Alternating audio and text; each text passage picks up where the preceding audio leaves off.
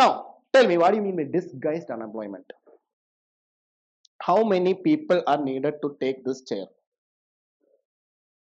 ഈ ചെയർ എടുക്കാൻ എത്ര പേര് വേണം? ഒരാള്. പക്ഷെ ഈ ചെയർ എടുക്കാൻ 4 പേര് വന്നാലോ? ആക്ച്വലി അത് എടുക്കാൻ ഒരാളേ ഉള്ളൂ. ഇനി ബാക്കി 3 പേര് വന്നതുകൊണ്ട് അവിടെ എക്സ്ട്രാ എന്തെങ്കിലും പ്രൊഡക്ടിവിറ്റി നടക്കുന്നുണ്ടോ? അപ്പം നമ്മൾ നോക്കുമ്പം അവർ എംപ്ലോയിഡ് ആണ്, പക്ഷെ വി ഡോണ്ട് നീഡ് ദം. ഇനി ഈ ക്ലാസ് റൂമിനകത്ത് ക്ലാസ് എടുക്കാൻ ഇപ്പൊ ഞാൻ മാത്രം മതി അല്ലേ? പക്ഷെ ഇവിടെ 10 പേര് നിൽക്കുകയാണ് ക്ലാസ് എടുക്കാൻ. ആ ബാക്കി 9 പേര് വന്നിട്ട് പ്രത്യേകിച്ച് കാര്യമൊന്നുമില്ല. അപ്പം ബാക്കിയുള്ളവർ വന്നിട്ട് പ്രത്യേകിച്ച് കാര്യമൊന്നുമില്ല, കാരണം എനിക്ക് ചെയ്യാം. മനസ്സിലായില്ലേ? ഇപ്പൊ ഇന്ത്യയിൽ UPSC-യിൽ എന്ത് വേണേലും എനിക്ക് പഠിപ്പിക്കാം. കാരണം എന്താ? ഞാൻ എല്ലാ സബ്ജക്റ്റും ഒരുപോലെ പഠിച്ചതാണ്. ഞാൻ ഒരു സബ്ജക്റ്റിലും എക്സ്പേർട്ട് അല്ല, എന്നാൽ ഒരു സബ്ജക്റ്റിലും വീക്ക് അല്ല. അതുകൊണ്ട് എനിക്ക് എല്ലാ സബ്ജക്റ്റും എനിക്ക് എന്ത് ചെയ്യാം, പഠിപ്പിക്കാൻ പറ്റും. എന്ന് വെച്ചാൽ what do you mean by marginal productivity? If I am adding one more labor in this field, if I am adding one more labor, ഒരാളെയും കൂടി ആഡ് ചെയ്യുമ്പം പ്രൊഡക്ടിവിറ്റി കൂടണം. പ്രൊഡക്ടിവിറ്റി കൂടുന്നില്ല. ഇത് ഇന്ത്യയിൽ എവിടെ ഈ പ്രശ്നം നേരിടുന്നത്? അഗ്രികൾച്ചർ സെക്ടറിൽ. കാരണം 2 പേര് പണിയെടുക്കേണ്ടത് 50 പേര് നിൽക്കുകയാണ്. അപ്പൊ അഡീഷണൽ ആയിട്ടുള്ള ആളുകൾ വരുമ്പോൾ അവിടുത്തെ പ്രൊഡക്ടിവിറ്റി കൂടുന്നുണ്ടോ? ഇപ്പൊ 2 പേര് വന്നപ്പോൾ അവിടുന്ന് 100 രൂപ കിട്ടിയെന്ന് വെച്ചോ, അതേസമയം 2 പേര് വരുമ്പോൾ അതിന് അവർക്ക് കൂടുതൽ എന്തെങ്കിലും ചെയ്യാൻ പറ്റുമോ എന്ന് വെച്ചോ, then marginal productivity will increase. അപ്പൊ അത് ഡിസ്ഗൈസ്ഡ് അൺഎംപ്ലോയ്മെന്റ് അല്ല. അപ്പൊ disguised unemployment is very important. മനസ്സിലായോ? നമ്മളിത് പൊതുവെ പറയുന്നതേ ഈ എക്സാമ്പിൾ എന്ന് പറഞ്ഞ് കട്ടിലെടുത്തുകൊണ്ട് പോകുന്നതിനകത്താണ് ഇത് പൊതുവെ ക്ലാസ്സിൽ പറയുന്നത്. കാരണം ഒരു കട്ടിലെടുക്കാൻ എത്ര പേരാ വേണ്ടേ? 4 സൈഡിൽ 4 പേര്. പക്ഷേ 10 പേര് റെഡിയാ, പ്രത്യേകിച്ച് കാര്യമൊന്നുമില്ല. ബാക്കി 6 പേര് പണിയെടുക്കുന്നുണ്ടോ എന്ന് നോക്കിയാൽ ഉണ്ട്, പക്ഷെ അവരെ കൊണ്ട് വല്ല പ്രയോജനം ഉണ്ടോ? അവരില്ലെങ്കിൽ ആ പണി അവിടെ നടക്കും. മനസ്സിലായില്ലേ? This is called disguised unemployment. അപ്പൊ അവിടെ ഈ സാധനം അറിയാം, marginal productivity of labour is 0. ഇനി അൺഎംപ്ലോയ്മെന്റ്. അൺഎംപ്ലോയ്മെന്റ് എന്ന് പറഞ്ഞാൽ എന്താ? What you mean by unemployment? You are actively searching for employment, is unable to find. Unemployment is used as a measure of the health of the economy. The most frequent is unemployment rate. Unemployment rate എന്ന് പറഞ്ഞാൽ എന്താ? A number of unemployed people divided by the number of people in the labor force. അതായത് നമ്മുടെ labour force ഉണ്ട്, those who are working and those who are actively seeking for work. അതിനകത്ത് unemployed ആയിട്ടുള്ള ആളുകളുടെ വെച്ച് ഡിവൈഡ് ചെയ്യുന്നതിനാണ് unemployment rate എന്ന് പറയാം. പിന്നെ എംപ്ലോയിഡ് ഇതുണ്ടോ, വർക്കിംഗ് ആയിട്ടുള്ള ആളുകളെ പറയുന്ന പേരാണ് എന്ത്? Employed. Seeking or available for work. You are available for work. You are seeking for work, but you are not getting job. You are not finding job. നിങ്ങളാണ് എന്ത്? അൺഎംപ്ലോയിഡ്. ഇനി ഇത് കൂടാറുണ്ട്, neither seeking nor available for work. ഈ 2 പേരെ കണ്ടോ?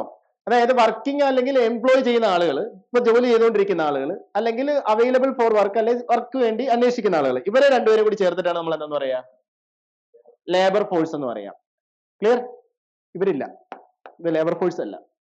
Working or engaged in economic activity, that is employed. Then ഇതിനെ 2നെ കൂടി ചേർത്തിട്ടാണ് നമ്മൾ എന്തെന്ന് പറയുന്നത്? And unemployment rate is the percentage of the labor force that is without. അപ്പൊ unemployment rate എന്താണ്? ഈ ഇതിനകത്ത് ജോലി ഇല്ലാത്ത ആളുകൾ, ഈ 2 എണ്ണത്തിൽ കണ്ട. Then unemployment rate is equal to unemployed workers by total workforce, total force into 100. See this.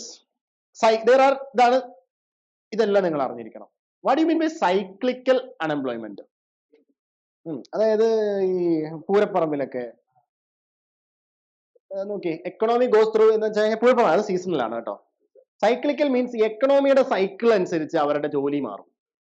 Economy goes through boom bust cycle എന്ന് പറഞ്ഞാൽ എന്താ? നമ്മൾ എപ്പോഴും പഠിച്ചിട്ടുണ്ട്, ഒരു എക്കണോമി എന്ന് പറഞ്ഞാൽ ഒരു ബൂം പീരീഡ് ഉണ്ടാവും, പിന്നെ തകരും, ഇങ്ങനെ ഈ ഒരു സൈക്കിളിൽ പോകുന്ന സാധനമാണ്. ഇത് നെഗ്ലിജിബിൾ ആണ്, കാരണം ഇത് പൊതുവേ നമ്മൾ കാണുന്നത് എവിടെ? ക്യാപിറ്റലിസ്റ്റ് എക്കണോമിയിലാണ്. അതായത് ബിസിനസ് സൈക്കിൾ മാറുന്നതനുസരിച്ച് ജോലി നഷ്ടപ്പെടുന്ന ആൾക്കാർ. ഓക്കെ, അത് ബൂം ആകുമ്പോൾ ജോലി ഉണ്ടാവും, അല്ലാത്തപ്പോൾ ജോലി ഉണ്ടാവില്ല. നെഗ്ലിജിബിൾ ആണ്, not important. Frictional is very important. What you mean by frictional? When a person is out of one job and is searching for another job. ഇപ്പം ജോലി ഉണ്ടായിരുന്നു, കയ്യിലിരിപ്പ് കാരണം പിരിച്ചു വിട്ടു, എന്നിട്ട് അടുത്ത ജോബിന് സെർച്ച് ചെയ്യുന്ന ആ ടൈം ഗ്യാപ്പ് ഇല്ലേ, this is called frictional unemployment. Okay, when a person is out of one job and is searching for another job, during this transition time he is deemed frictionally unemployed. Clear? Frictional മറന്നു വരുന്നത്, already job ഉണ്ടായിരുന്നു and he is searching for another job, ആ time പീരീഡിൽ ഇദ്ദേഹത്തിന് ജോലിയില്ല, that is called എന്ത്?